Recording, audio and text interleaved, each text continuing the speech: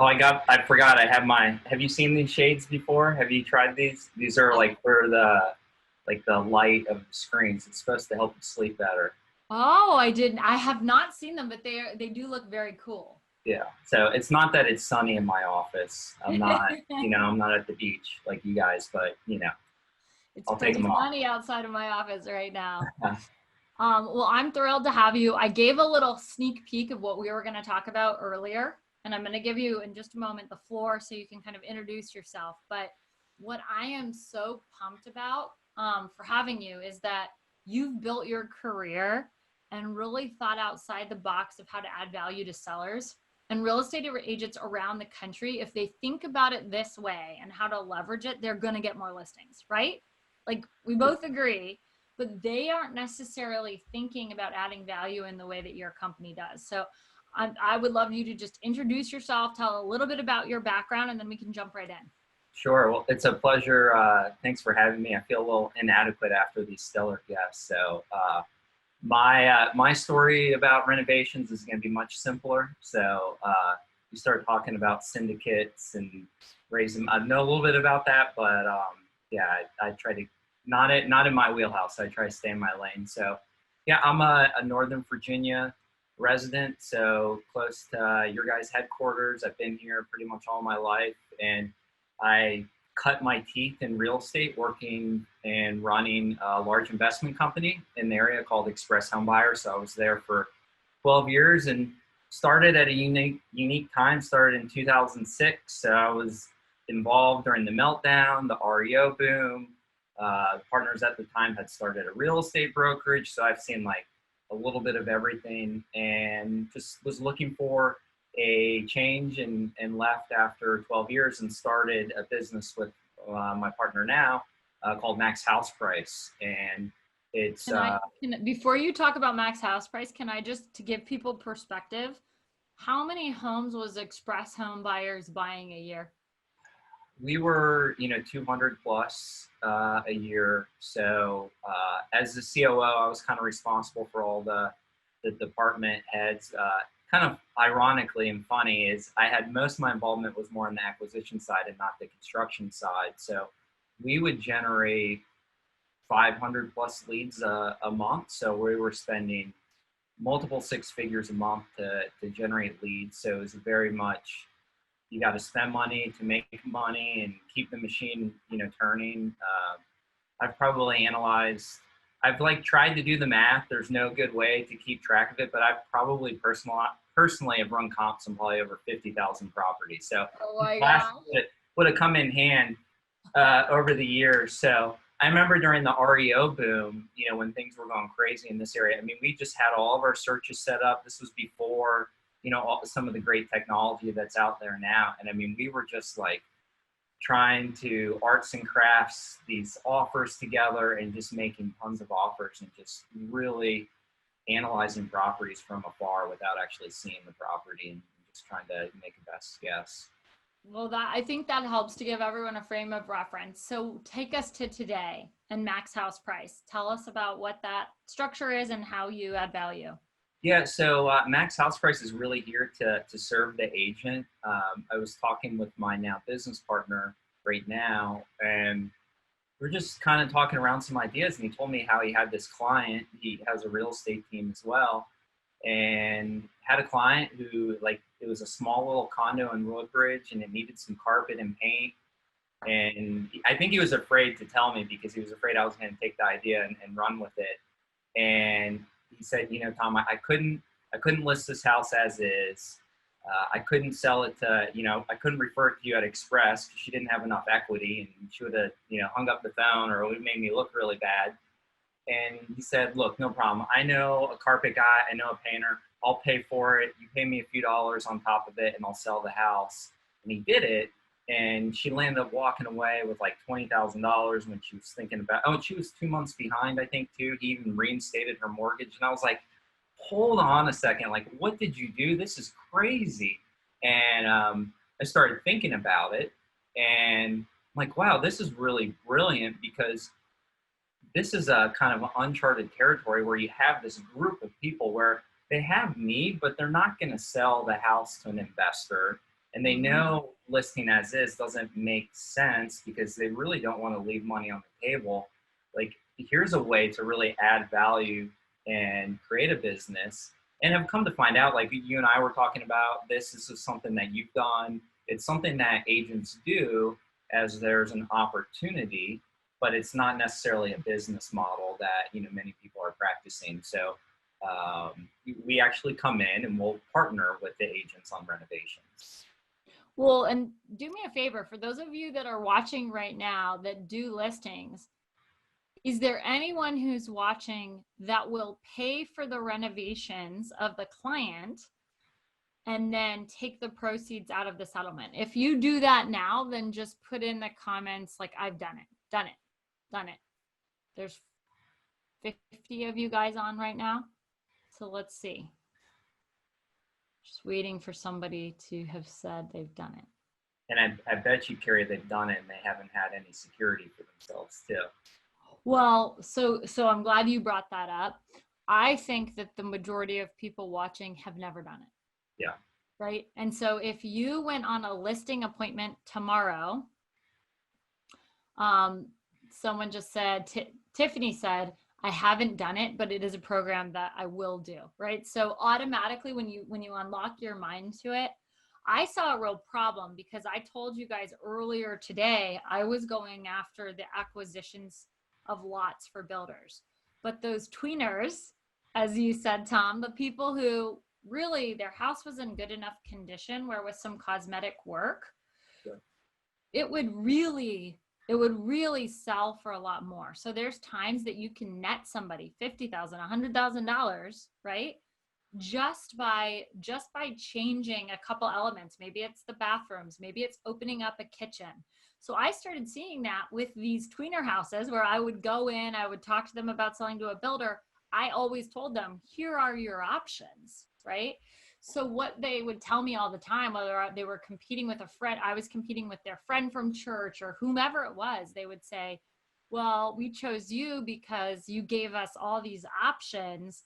And a lot of times they don't have money sitting in a bank account. The people who have been living in their home for 30, 40 years, their asset is their home, and they may have, you know, a 401k or whatever, but they're afraid about the future. They don't want to touch that money if they have any. And a lot of them don't have a lot. It's in the house. So I think the solution that you have is absolutely brilliant. And if you guys take notes from the perspective of, like, for me, I already introduced Tom to my team. I'm like, hey, this is amazing because then we're not taking on the risk of all this money.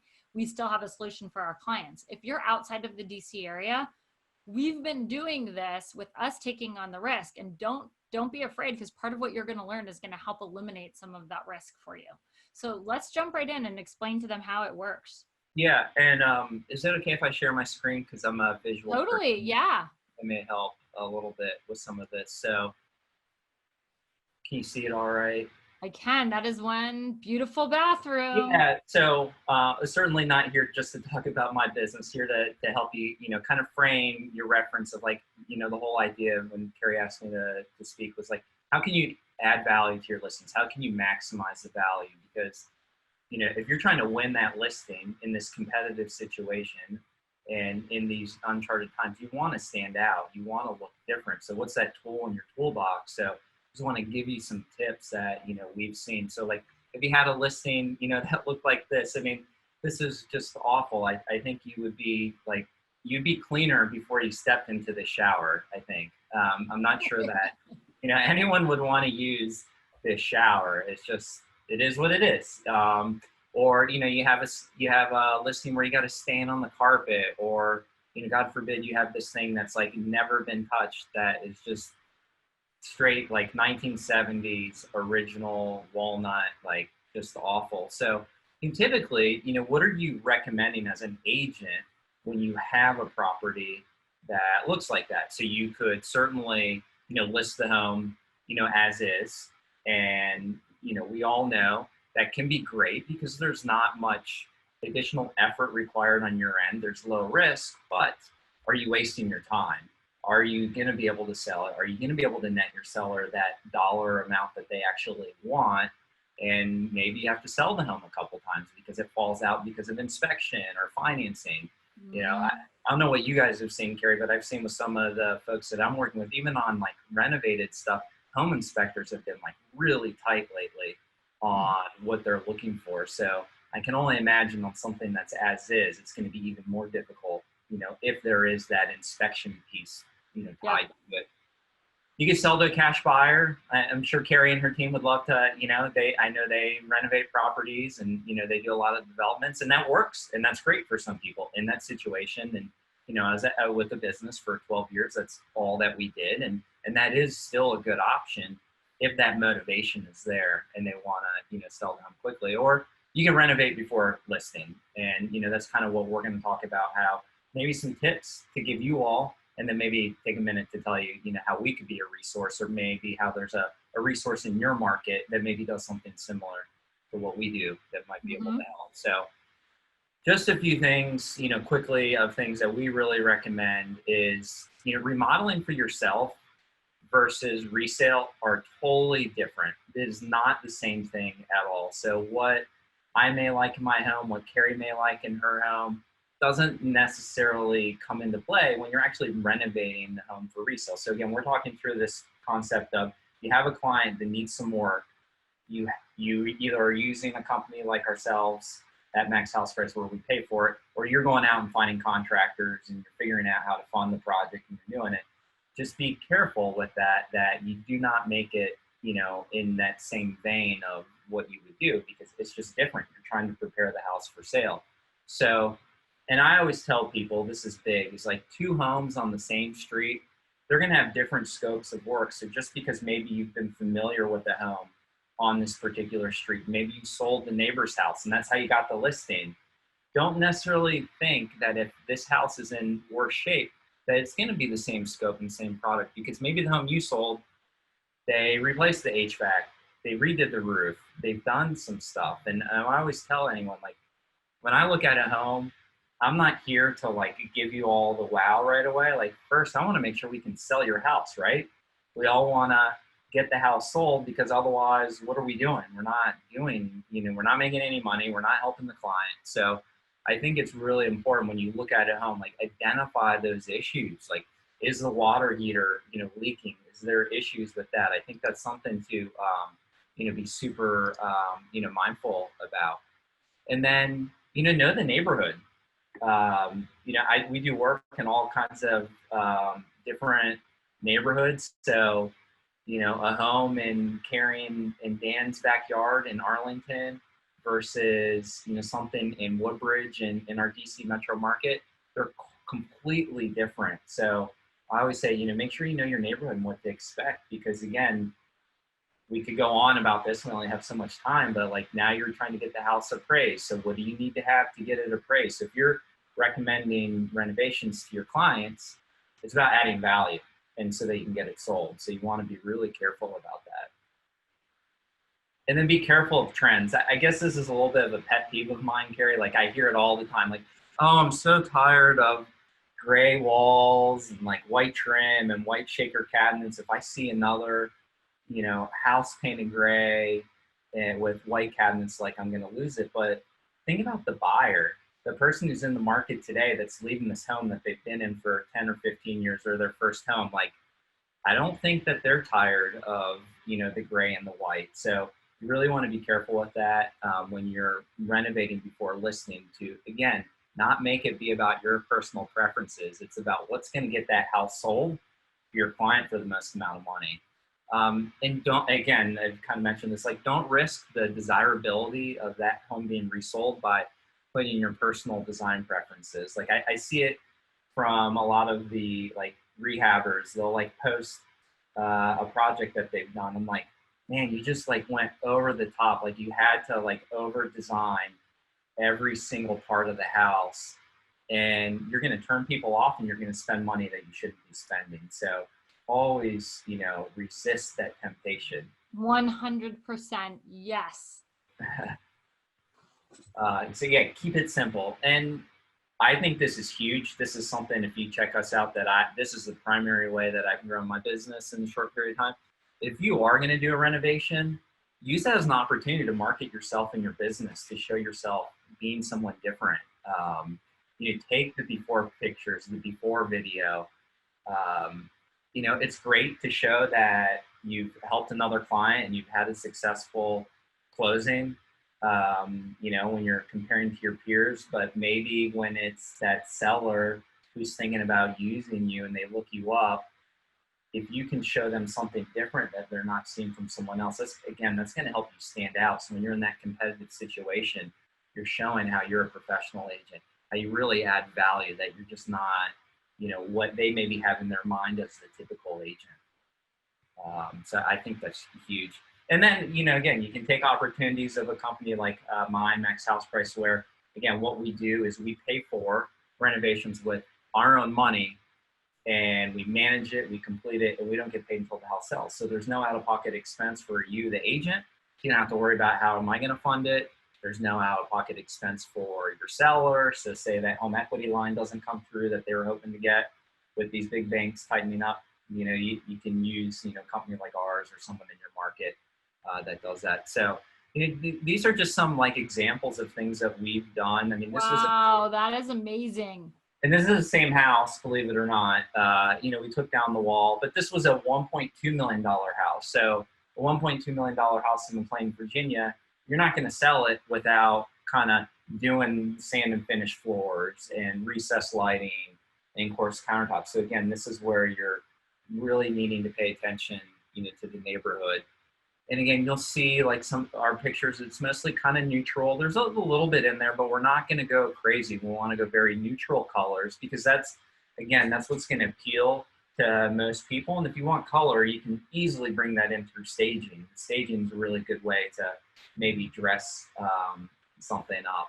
That so brings in a perfect amount of color, in my opinion. Yeah. Or, you know, here's a kitchen where this was, believe it or not, this was a $800,000 house in Manassas. I'm from Manassas. $800,000 is like the top of the market there. And this was a very unique property that was on the river. Generally, I would be thinking, hey, maybe we could paint these cabinets. Maybe we could get away from with maybe like LVT flooring, which is a cheaper flooring, like a laminate vinyl instead of hardwood. But knowing that, hey, this is going to be an $800,000 house, I really need to make sure that I'm going to add the value. So if we're going to spend an extra $10,000 or $15,000, that's going to help us achieve this price that we would otherwise not be able to get. So again, that's where it's kind of coming to know the neighborhood and even like really knowing the product of what you're going for. You know, this bathroom, you know, you don't always have to redo everything. The same, the picture's cut off on here, but the same tubs in here, but we kept the same layout. I mean, if this was my home and I was renovating, I would have blown this whole thing out.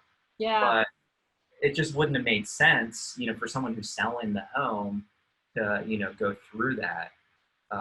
And, you know, just replacing flooring, you know, staging makes a huge difference. And I think this one's a really good example because this is a nice kitchen. But if we were to replace all these cabinets and put in quartz and new floors, really expensive. But here you can just paint cabinets, put in some hardware, put in like a cheap granite, you know, get a relationship with a granite supplier, find out what they have in stock, which is like a low level. The buyer, again, they're not going to have that same knowledge. You know, say you sell more luxury properties and you're used to walking in these $1 to $2 million houses where you see the latest and greatest. Again, you got to really put yourself in that mind frame of the buyer who's walking in. What are they expecting? What are you comparing it against? So if all the other homes in the neighborhood have these chlorine countertops and we have granite, it doesn't matter what kind of granite it is. We're better than, you know, the other. So I think that's something to, you know, keep in mind. And again, this was, you know, painting a cabinet and just changing hardware. Changing hardware and paint are very easy things to do. If that's something that you want to take on your own, it's not too difficult. You know, find a painter, have them do a condo first, have them do a townhouse first, get comfortable with their product. Don't give them the 6,000 square foot single family home, you know, off the bat, because you want to see their quality because it makes a difference and the buyer's going to see that too. So those are just some examples of, you know, some homes that we've done. And I think the good thing to keep in mind is if you do this for your seller, my business, we've been able to net sellers 37 grand more at sale and the homes average 8 days. So I hear all the time, well, the time. Well, yeah, there's time, but we're going to speed up the time on market. It's going to sell fast and you're going to get more money. So I think those are why you should really look at as a listing agent when you have a home that's inferior. Don't be satisfied with just listing it as is, or not necessarily make the cash route. Give them a new option. They may decide not to do it, but at least you brought that option to the table. That's going to bring so much more credibility to you as the agent. Hopefully this can help you win that business. And hey, maybe if they don't do that one, then there'll be another opportunity. I'm glad you brought that up, because it is about your credibility and the value add to the clients. And I think a lot of times the reasons that agents don't necessarily present all of the options is they don't feel confident that they have the right vendors, right? They don't feel confident that they're going to be able to pull it off. And so then they just leave that out. But if you're competing with me and I present it as an option and you don't, who do you think is more or less likely to win the listing? Like, I'm more likely to win it if I present that option. Oh, Jen. Oh, Sorry. no, Jen is super offended. Jen and I did a great project. Beautiful though. We did a great project together with in Burke, and it sold for $30,001 over list. Yep, see, exactly. And her sellers would have walked away with no money. It was over $100,000 renovation, and they got massive ROI, walked away with a ton of money. So again, not trying to just plug my business. I think it's a great opportunity to really, again, think differently. It's a newer concept. I think you'll see more of it. Me being a proprietor of this type of business, I see it more. It's kind of like you get the red car, you never see the red car. Now you see the red car every time you're out. It's important to know what's out there and what as an option that you're going to be competing against. Nice. $140,000, and they walked with nearly 100 net after initially hoping to break even. I love, Jen, that's an awesome story and testament to that this works. A lot of clients are just trying to figure out, how do I do it? And they have equity in the house, but by the time they consider all of their expenses and, it's tight. And so when you're trying to maximize their ROI, they get dollar for dollar, they get more back for having some of these things done, because most buyers in the marketplace today, they don't know the vendors. They don't, especially first-time home buyers, they don't have confidence in their ability to take something that's a vision in their head and do it. And so working and having the listing already be really neutralized and new and easy, that just opens up your buyer pool so tremendously. And what do they also think, Keri? They think it's going to probably cost 2 or 3 times as much as what it's actually going to cost, which is a huge thing too. So that's going to deter even more people away. Even if they're willing to buy something to undertake a renovation, they're going to want a bigger discount than the actual cost to get it done. Completely. Yeah, that's a good point. They always overinflate. They'll say, well, it would cost at least $20,000 to redo this bathroom. And I'm like, no. That from on the agent side, we all know that from working with buyers, right? It's mind blowing. Well, I want to open it up and let a couple people ask questions. So does anyone have a question about how to utilize this strategy to generate more listings? And one of the things that you do as questions are potentially coming in is, if you get estimates, then you just show the client numbers. Like, let the numbers do the story, or let that do the convincing. Let the math show them, hey, you want to walk away with an extra 20, 30, 40 grand? Great, let's do this. If not, then, again, you're there to serve your client, right, Keri? It's not, you can give them the options. They got to make a decision for themselves as to what they want to do. But if you show them, I think, again, it just goes back to what you've been talking about. Like, you show them the information, you show them your professionalism, it's just going to help a lot. And you're going to win more business. I would actually write out option 1, and then I would write out as is. I would write it on a piece of paper at the living room table. Option 2, we can do some work, right? And the as is was also sell to a builder or sell as is. And then we would talk about, and I would actually put in there sometimes the option of partnering with a builder and keeping them doing seller financing and then selling it on the outsell, depending on their goals. Okay. Tiffany is asking, is there a time frame that the house needs to sell by? That's a good question. For my business, I don't have a time frame that it sells by. For us, we just ask a lot of questions and we have a conversation to see what's your intent, make sure we have a good scope, find out what you plan to list it for, and as long as we feel good about it, then we move forward. So it's just doing due diligence. No one's gonna undertake a project like this if they're not serious about selling and moving. I was actually telling one of my coaching students the other day, though, to put in their a love it or leave it clause when she was doing the work, because she was going to be doing some work and come out of pocket. And when I used to do that, I used to charge 2% on top of the commission to manage the whole renovation. And I'm not talking about managing carpet and paint. That we do that all the time, right? I'm talking about if it's a kitchen renovation and we're choosing all the selections and we're doing all of that, I would charge money on top. And I would put in the agreement that they had to pay the 2% if they decided they love the house so much that they would stay. Or what I would say is if they decided not to sell for any reason. Right? Yeah, we have a buyout clause. So if someone decides, hey, we love the house after you've renovated, be happy to let you pay us off. Nice. Okay. So then Tom has a marketing piece like that with the different options. Can sellers pay out of pocket or do they have to use your financing?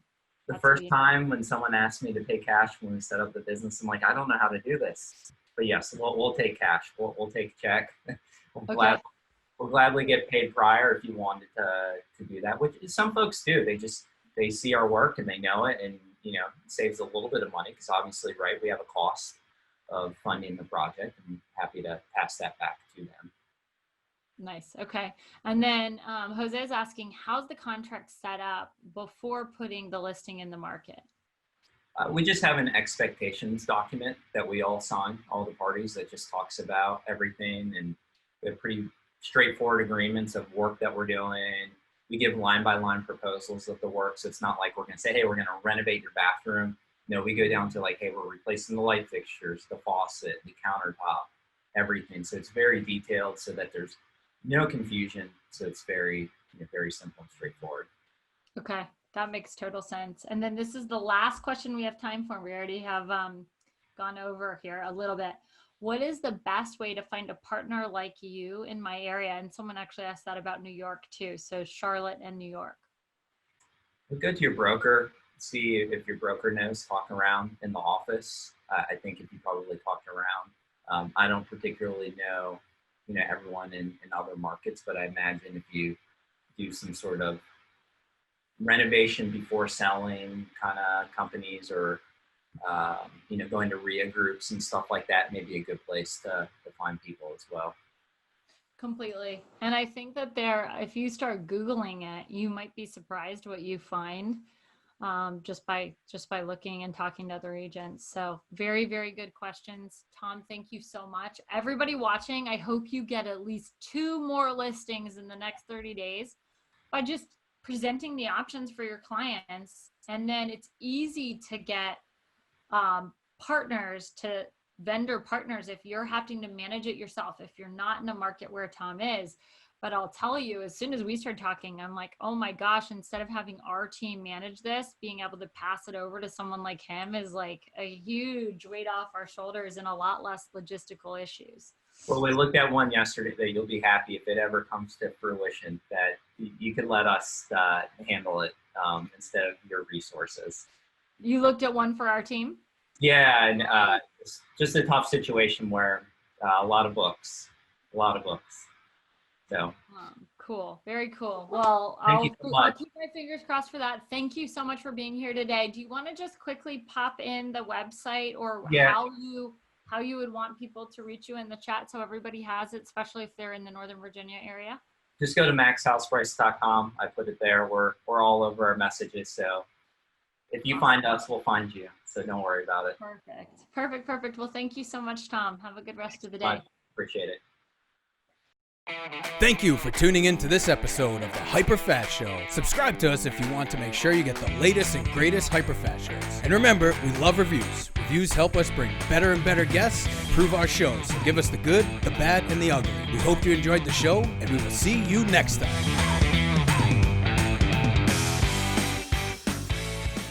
Thanks for staying to the end of our video. For more videos like this, click here. If you're looking to get notifications when we do a new video, make sure you subscribe below. See you soon.